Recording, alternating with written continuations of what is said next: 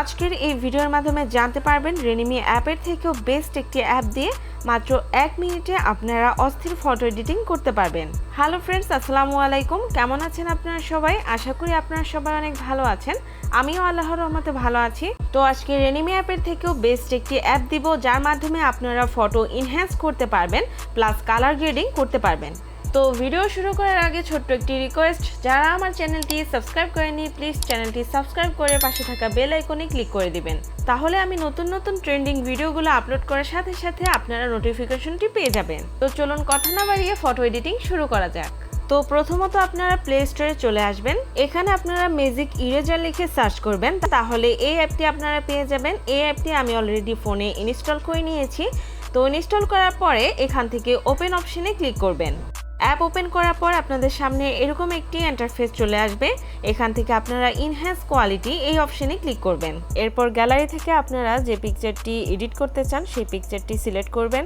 এরপর এখানে আপনারা কিছুক্ষণ ওয়েট করবেন। এখানে দেখতে পাচ্ছেন পিকচারটি ইনহ্যান্স হচ্ছে। কিছুক্ষণ অপেক্ষা করার পর আপনারা দেখতে পাচ্ছেন পিকচারটি কিন্তু ইনহ্যান্স হয়ে গেছে।